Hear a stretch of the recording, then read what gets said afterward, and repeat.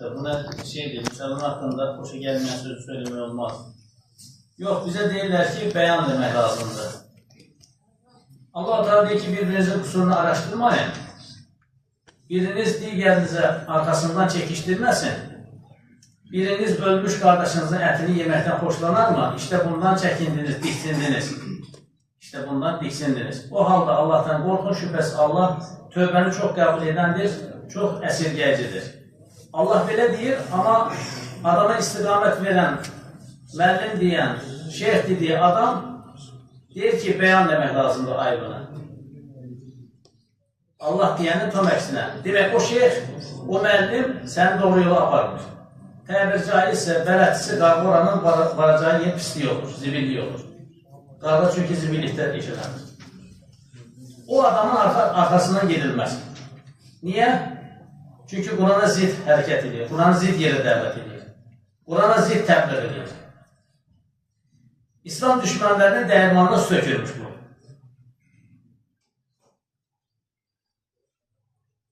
Bir dəfə mihək daşına vurdun,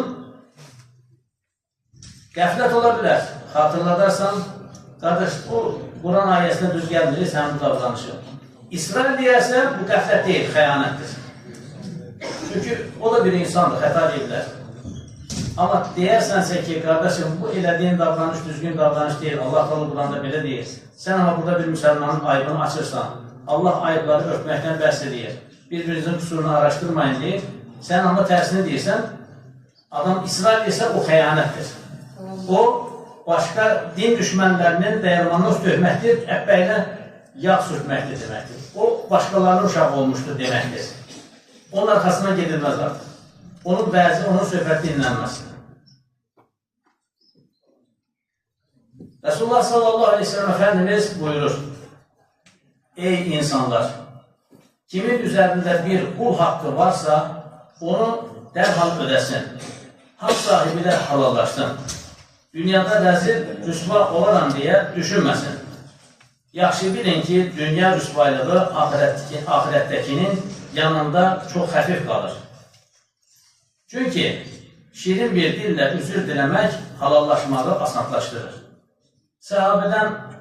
Sahabe de bir insandır, o da hata edebilirler. Birbirlerine mübahisə etdilər, gayet de ey qara kadının kızı, oğlu dedi. Ey qara kadının oğlu, aşağılayıcı şekilde. Sahabe dedi ki, vallahi sen Resulullah'a şikayet edeceksin. Geldi dedi, ya Resulullah, kardeşim falan kesmeye belirdi.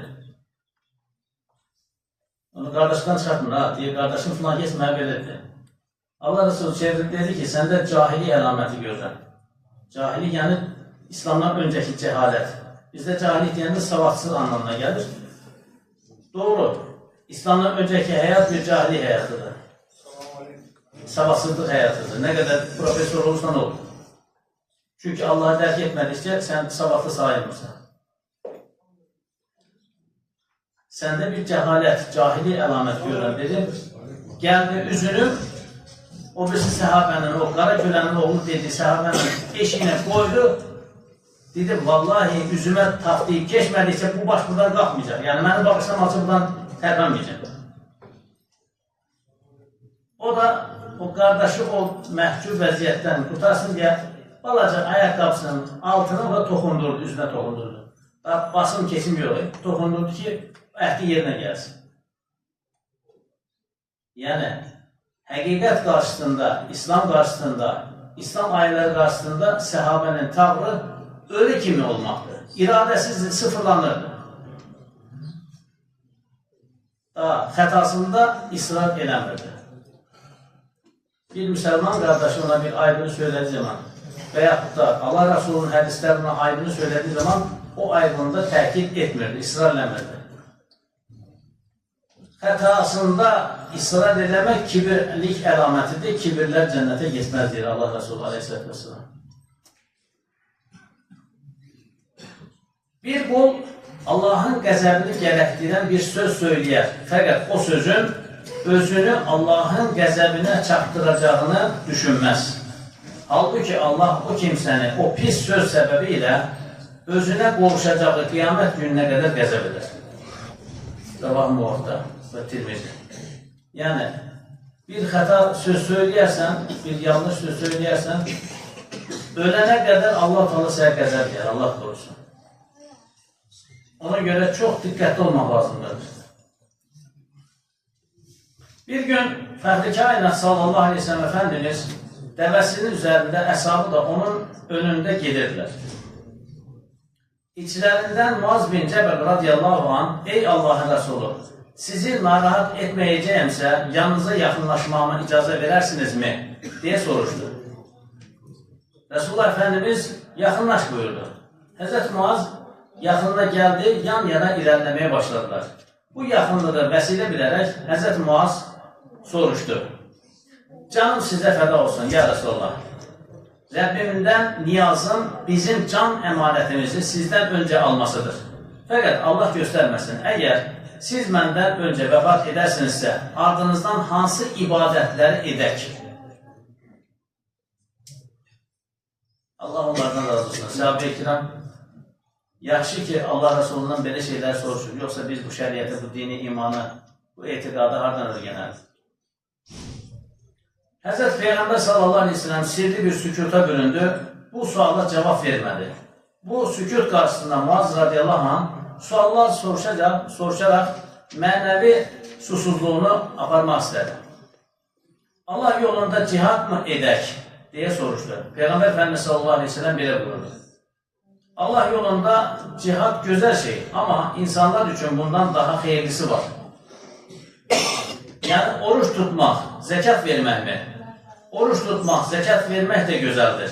Muaz radiyallahu anh ən xeyirli əməli öyrənmə iştiyakı içində insanoğlunun edəcəyi bütün yaxşılıqları bir-bir saydı.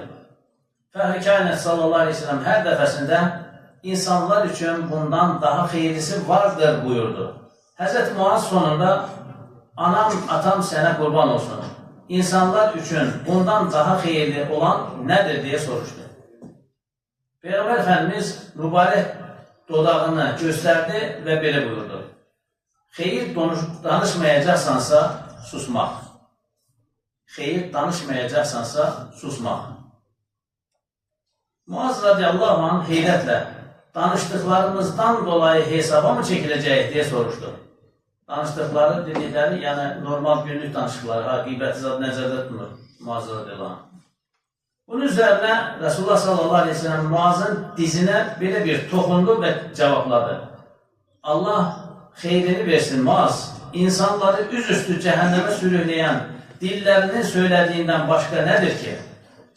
Kim Allah'a və axirət gününə inanırsa, ya faydalı söz söyləsin və ya sussun, zərərli söz söyləməsin.